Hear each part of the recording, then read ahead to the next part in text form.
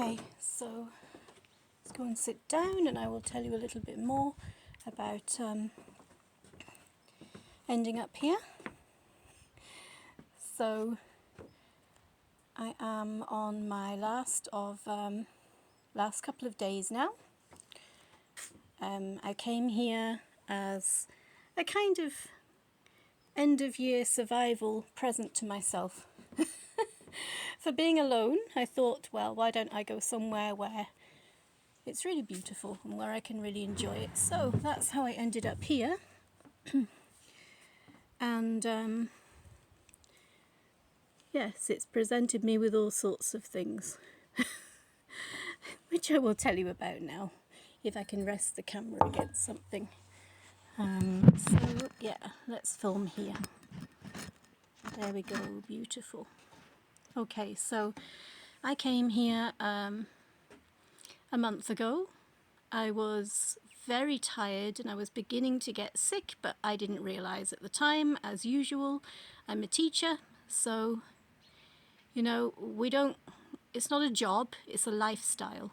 We've always known that. You don't teach to earn money, right? You might earn some money as well, but you're teaching because it's a calling. And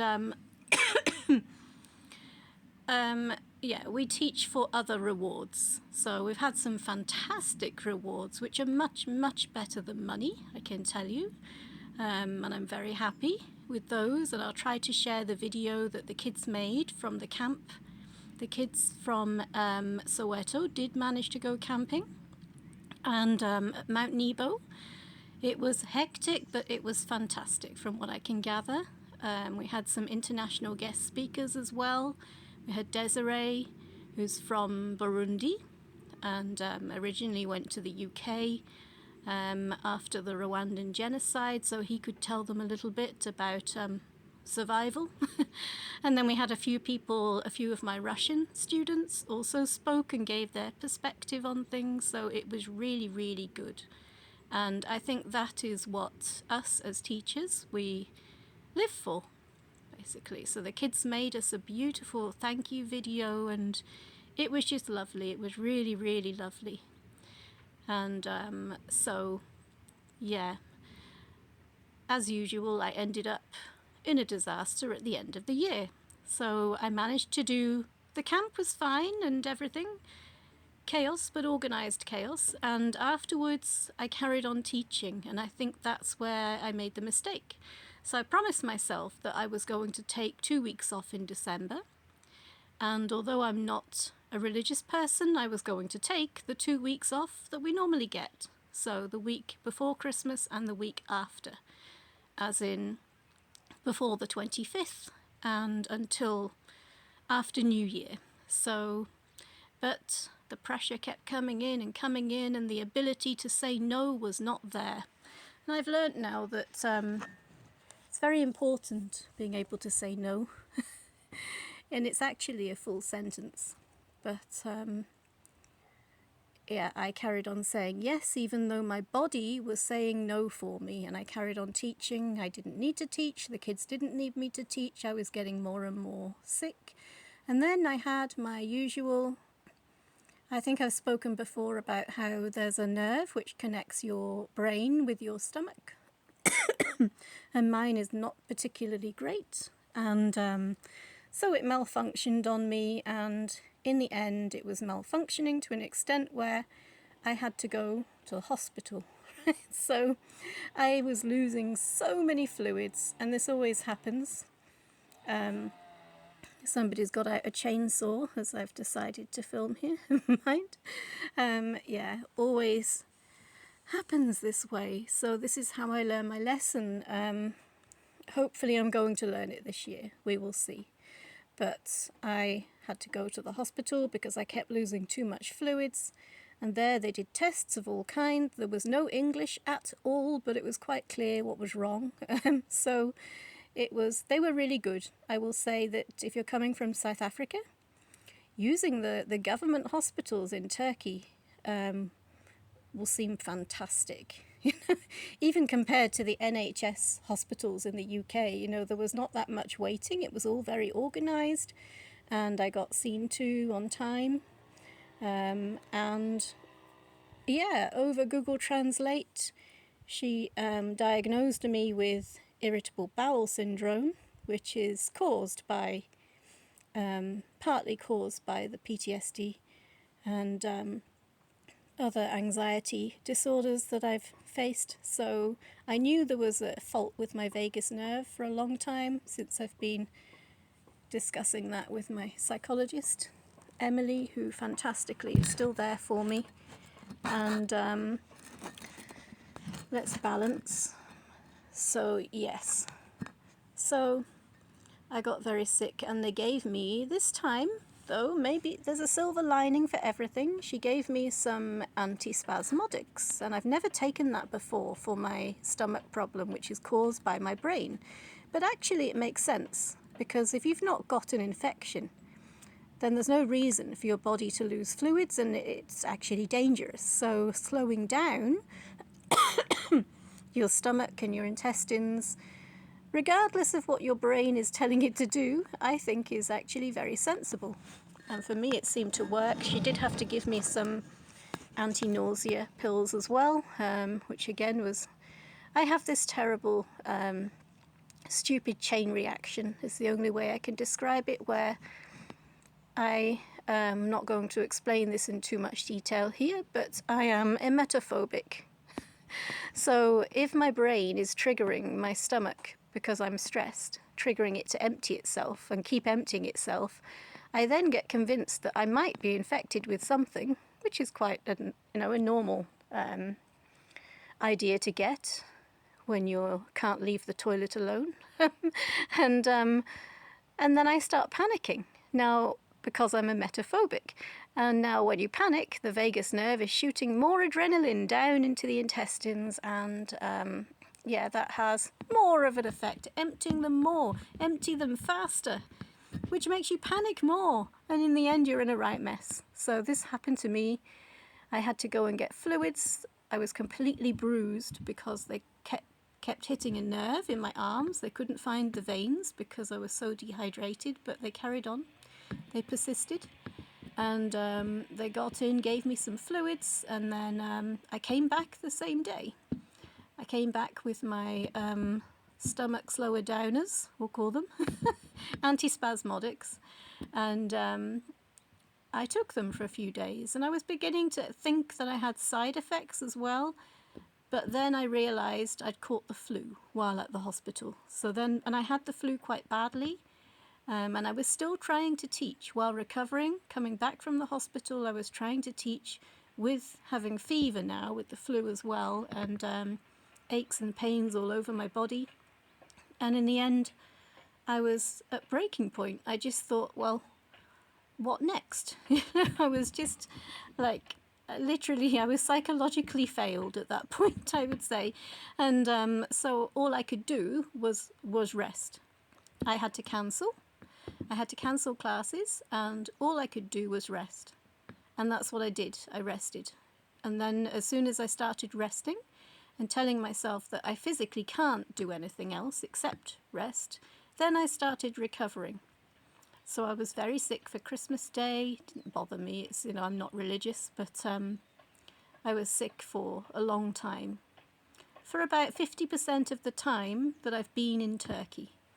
And it's all caused by my brain, but it's also caused by my upbringing, we can say, my childhood, and the ways that us with PTSD like to abuse ourselves, caused by that too. So, yeah, with all of the stress I was piling on, we have to remember that we're not robots, and that teachers are actually human beings as well. We're human beings first, and then we're teachers. So, and I learn this every year. This is my 21st year of being a teacher. So I've taught for 20 years now, and I've enjoyed it. I've loved it. I wouldn't do anything else. It is a lifestyle, and it's worth everything, absolutely worth it. So and I'm going to continue teaching, but I've set myself a different timetable. I've only started to recover after telling myself I will have a whole week off, and I did that after realizing that then after I was beginning to recover from the flu. I was taking my brain medication, followed by my stomach medication, followed by my flu medication, paracetamol for the fever and the aches and pains. And then finally, I've still got a cough. I ended up with a chest infection, so I was taking antibiotics and probiotics, and if that wasn't enough, a bladder infection, so cystitis, which is incredibly painful, and that was my body saying no. My body well and truly said no, and I listened, because at that point, if I didn't listen, there was a chance I could die. Literally, it was a chance I could die. So, yeah, there we are. I hope that explained some of my situation at the moment. So I'm feeling a lot better now. I've not taught at all since, I don't know when it was, but I took a week off, basically. I took a week off after a complete week after New Year. So tomorrow is the 7th of January. And I plan to only start working again on Monday the 8th. And it's done me so much good. I couldn't actually enjoy this place until I started to feel better. And also, I know I say this a lot, but I didn't know how sick I was until I started to feel better. So on New Year's Eve, I was in Ardishen. I went shopping to get some groceries for me, myself, and I, all alone for New Year. And I ate a chocolate brownie, and it was so nice to be able to eat something and not lose it. And yeah, I was able to finally enjoy this. And what an amazing place. And to not be able to enjoy it because you're so sick it's sad, really, because that's why I came here, to have a break, have a rest. And I ended up not listening to myself, going back to my old self. Or maybe it's the one brain attacking the other brain, and it can't decide what to do, you know. So we live and we learn. But my New Year's resolutions now, I've got 2 more days in Turkey. I'm going to cross the border on Monday back to Georgia. And my New Year resolution, I've already written out my diary for January. I've decided that I don't want to end up in the same situation again next December. So I've decided to listen to people like Nklantla, like Dimitri, like my psychologists, many of them. I've decided to listen to them and take my health seriously, because health really is the most important, and that's really what I've learnt the most, I think, in the past few weeks of being here in this stunning place. Look at all of this mistletoe on this tree here, as well as it being associated with Christmas, and you're supposed to kiss somebody under the mistletoe. It's also apparently supposed to be for good luck. So since it's hanging everywhere around these trees, tons and tons and tons of it, I'm hoping that 2024 will be my lucky year. But yeah, I think I've explained everything. I know I haven't done any videos where you can see me, but that's because I think it's better for you to look at this. So yeah, I'm just enjoying my last couple of days. On Monday I'm going to cross the border again, so I'll be 1 hour ahead back into Batumi. It's the 8th of January.